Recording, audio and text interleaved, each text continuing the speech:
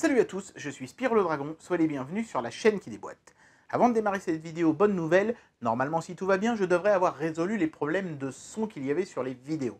C'est un pote à moi qui connaissait quelqu'un qui bossait dans l'audiovisuel il y a longtemps, qui lui a dit qu'en fait les micro-cravates ne doivent surtout pas être mis sur les cols, mais plus bas, idéalement donc sur un revers de veste ou sur une cravate, pour justement éviter de prendre les sons de la gorge qui sont étouffés et trop grave.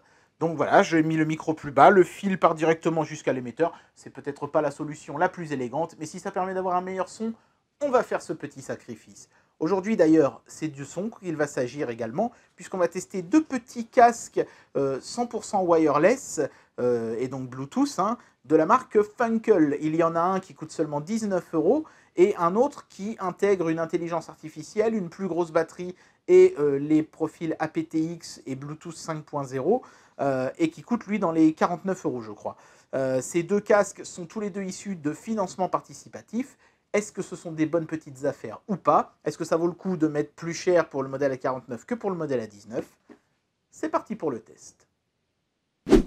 Bien, alors je ne vais pas tester ces deux casques l'un après l'autre. Je vais les tester vraiment en parallèle et en simultané, tout simplement parce que ce sont des casques audio, hein, il n'y a vraiment rien de très sophistiqué là-dedans. Celui-ci, néanmoins, est supposé intégrer un petit peu d'intelligence artificielle, hein. C'est pour ça que cela s'appelle les Funkel AI, tandis que cela s'appelle les W1. 19 € pour celui-là, à peu près 50, hein, 49 je crois pour celui-ci. Premier point commun sur les deux appareils, ils ont tous les deux la boîte qui a vachement morflé dans le transport parce que ça avait juste été glissé dans une grande enveloppe en plastique. Donc je leur ai dit hein, chez Funkel de faire gaffe à ça et de prévoir un meilleur emballage pour les clients finaux. Là, évidemment, ce sont des... C'est pas des prototypes, hein, ce sont des produits finis, mais ce sont des produits qui ne sont pas encore disponibles autrement que par le financement participatif. Encore que, il se peut qu'au moment où je fasse cette vidéo, le financement participatif soit arrivé à terme, hein. Ça va vraiment dépendre du moment où la vidéo va sortir. Je sais que c'est imminent, donc voilà, entre le moment où je filme et le moment où la vidéo sort, il se peut que le produit soit déjà dispo. On va déboîter d'abord le modèle pas cher, donc il y a une espèce de languette à défaire ici, on dirait.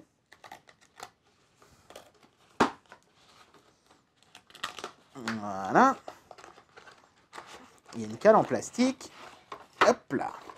Oh, il y a encore autre chose. C'est de la doc. Voilà, je crois que j'ai tout sorti. Quick Start et Warranty, d'accord. Donc, démarrage rapide, une petite notice et la garantie. Alors, ils appellent ça Quick Start, mais c'est la seule notice que vous aurez dans l'emballage, hein, de toute façon. Multilangue, y compris en français. Est-ce que c'est bien traduit? Plus d'informations. Veuillez visiter le site officiel pour plus d'informations. Vous pouvez envoyer un email, etc. etc. Je ne sais pas pourquoi le caméscope me met ça flou. Il a dû faire le point sur le code barre ici derrière. Mais c'est pas grave, c'est très bien traduit. Ici, on a le casque de recharge en micro USB. Voilà. C'est pas de l'USB type C, mais bon, j'imagine que l'USB type C est quand même une prise un petit peu plus grande, hein. Donc, dans des appareils qui sont vraiment minuscules comme ça, parfois, les fabricants préfèrent mettre du micro USB. Donc, on a le casque en lui-même qui est dans une espèce de grosse gélule. Et ici, j'imagine qu'on a les petites oreillettes de taille différente. Voilà. L'autre boîte ne dispose pas d'un système de languette pour l'ouvrir. C'est un système de coulisses plutôt classique. Alors, ça ne coulisse pas des masses bien parce que la boîte a été pas mal écrabouillée dans ce coin-là. Voilà, bon, bah, c'est une boîte qu'on pourra refermer sans que ça se voit qu'elle ait été ouverte. Peut-être que c'est pour justifier aussi un petit peu la différence de prix qu'ils ont fait ça. Les notices sont dans un petit carton, voilà, petit ajout par rapport à l'autre modèle aussi. La notice, encore une fois, et le démarrage rapide, warranty et compagnie. Ok, super. Le casque en lui-même, dans un boîtier qui est un peu différent. Celui-ci me fait penser aux boîtiers dans lesquels on met ses lentilles de contact. Je trouvais le design de l'autre plus sympa, en forme de grosse gélule ou gros suppositoire, si vous préférez. Il y a encore des trucs là-dedans, non? Ah oui, voilà, il y a des petits compartiments. Celui-ci pèse pas grand-chose.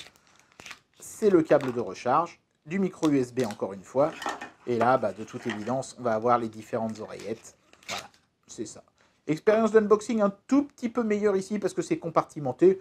Mais sinon, c'est kiff-kiff, hein.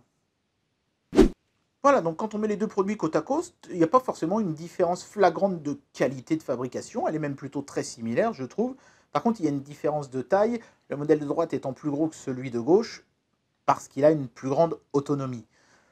Par contre, après, moi, en termes de design, je préfère le modèle de gauche à celui de droite avec son logo brillant. Là, je trouve que ça fait un peu kitsch, limite cosmétique. Je ne suis pas forcément ultra fan. Le design à l'intérieur de chacun des boîtiers est très différent aussi, hein. Ici, on a des toutes petites oreillettes, vraiment minuscules, qui vont dépasser à peine de l'oreille. Et de l'autre côté, on a quelque chose qui évoque plus le produit de chez Apple, hein, avec des oreillettes comme ça qui sont avec une espèce de petite tige qui descendra le long de votre oreille pour loger une batterie plus grande et peut-être aussi des antennes pour mieux capter. Voilà. Mais dans un cas comme dans l'autre, ce sont des très très bons produits, hein. Et tous les deux ont un point en commun, c'est que leurs contrôles sont tactiles. Il suffit de poser les doigts sur la surface de l'un ou de l'autre pour activer les différentes fonctions. Petite particularité supplémentaire sur le casque un peu plus cher, il y a une application mobile qui est fournie, hein, avec le casque et qui n'est pas compatible avec cela, j'ai essayé, sur lesquelles on peut lire ses chansons directement depuis le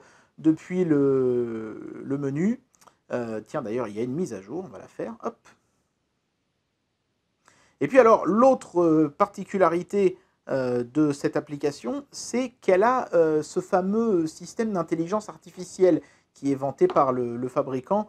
Mais j'ai pas vraiment été très séduit par ça, parce que apparemment ce serait ce truc-là, la Tencent Ding Dong, vous voyez, on peut l'activer ou le désactiver. Mais si j'ai bien compris, cet assistant ne fonctionne qu'en chinois.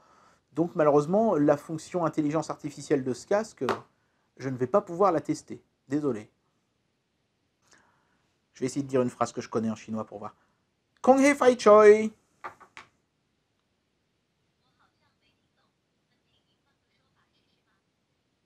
Elle a dit quelque chose, mais c'était très faible. Ah bah le son doit sortir dans le casque, j'imagine. Je lui ai dit bonne année, et puis je sais pas du tout ce qu'elle m'a répondu. Voilà, donc on va s'arrêter là pour l'assistant vocal, hein. Alors de toute façon, cette histoire d'assistant vocal qui justifierait un écart de prix entre ce modèle-ci et ce modèle-là me paraît bien fallacieux, parce qu'en réalité, si je fais un double appui sur le module gauche sur le module droit, pardon, de n'importe quelle paire d'oreillettes, hein, celle à 19 ou celle à 49 euros, ça lance Google Assistant sur le téléphone. Donc à partir de ce moment-là, l'écart entre le modèle pas cher et le modèle cher me paraît beaucoup moins évident. Alors si ça ne sont pas dans les fonctionnalités avancées qu'il y aura un écart de prix justifiable entre les deux modèles, c'est peut-être au niveau de la qualité sonore qu'on va s'y retrouver. Je viens d'essayer d'abord les casques à 19 euros et ils sont vraiment super bons. Il y a peut-être encore un très léger souffle sur la transmission sans fil, mais c'est vraiment minime. J'ai trouvé que le son était vachement bien équilibré. Il n'y a ni trop de basse, ni trop d'aigu, ni trop de médium. Rien qui prédomine sur quoi que ce soit. C'est absolument parfait. Par contre, petite bizarrerie sur le modèle pas cher, l'oreillette droite se range à gauche dans le boîtier et l'oreillette gauche se range à droite. C'est un petit peu bizarre, hein, c'est pas très logique d'ailleurs, parce que quand on les sort, on a tendance à vouloir directement les mettre dans ses oreilles comme ça, et si c'est ce que vous faites, ça ne va pas fonctionner. Il faut impérativement les mettre inversés dans vos oreilles. Voilà, je ne sais pas pourquoi ils ont fait ça comme ça, peut-être pour des raisons pratiques de design, mais en tout cas, super bon son sur ce casque-là. Quant à l'autonomie, en dehors de la boîte, chaque oreillette fonctionne à peu près 1 heure, et une fois rangée dans la boîte, elle se recharge, ce qui permet d'avoir au total 4 heures d'autonomie, puisqu'on peut recharger 3 fois les oreillettes complètement. Une fois qu'on l'a vidé la première fois, on le remet, on peut le refaire comme ça 3 fois, donc 3 fois 1 heure plus 1 heure, ça fait 4 heures, ce qui est plutôt correct, surtout pour un casque à 19 euros. Bien, alors parlons maintenant du modèle à 49 euros. D'abord, première chose amusante, le module de droite lui aussi se range à gauche et le module de gauche lui aussi se range à droite. Je ne sais pas pourquoi ils ont fait ça sur leurs deux modèles chez Funkel, c'est peut-être un délire qu'ils ont chez eux, voilà, bon pourquoi pas, hein, chacun son truc.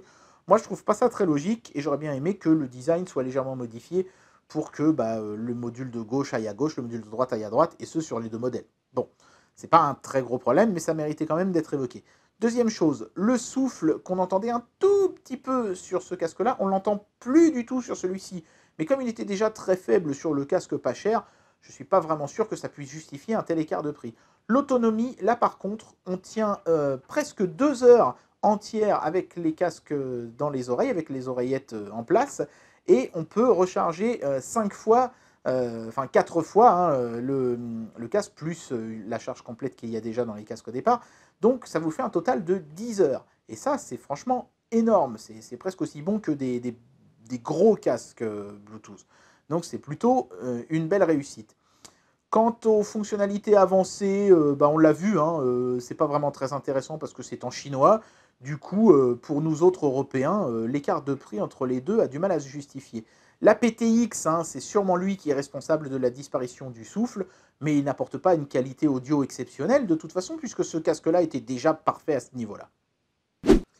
Et bien voilà, on en arrive déjà à la conclusion de cette vidéo et je vais donner une note à ces deux paires de casques. Je précise que j'ai fait également le test de distance pour voir s'il y avait des coupes. Les deux casques sont très fiables à ce niveau-là. Celui-ci, on peut s'éloigner à peu près de 5 mètres du téléphone sans aucun problème, mais quand il y a un obstacle ou dès qu'on dépasse les 5 mètres, c'est un petit peu plus compliqué. Celui-ci, sans aucun problème, atteint les 10 mètres qui sont annoncés dans la notice, et ce, même quand il y a un obstacle. Donc là encore, on a une meilleure réception Bluetooth sur ce casque-ci. Mais à l'usage, hein, sincèrement, hein, en ayant le téléphone dans la poche et ça dans les oreilles, je n'ai eu aucun problème avec ces oreillettes-là. Hein. Du coup, je suis un petit peu embêté parce que je me dis que le casque de droite, il a une fonction qui ne concerne que les Chinois, donc ça ne nous intéresse pas, on fait une croix dessus. La qualité sonore est la même sur les deux casques, il y a juste un très léger, à peine perceptible souffle ici que l'on perd là, ça fait pas vraiment un très gros écart.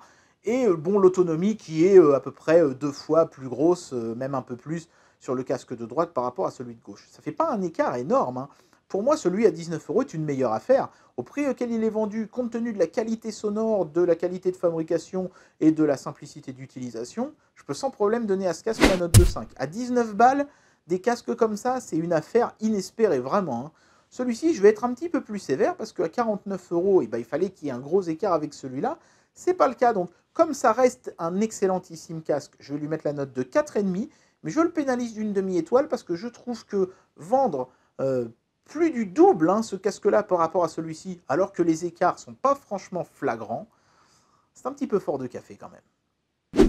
Et bien voilà, c'était le test de ces deux casques de la marque Funkel. Personnellement, moi j'ai trouvé que celui à 19 € valait largement celui à 49. J'espère que le fabricant m'en voudra pas trop du coup de ne pas favoriser les ventes du modèle le plus cher.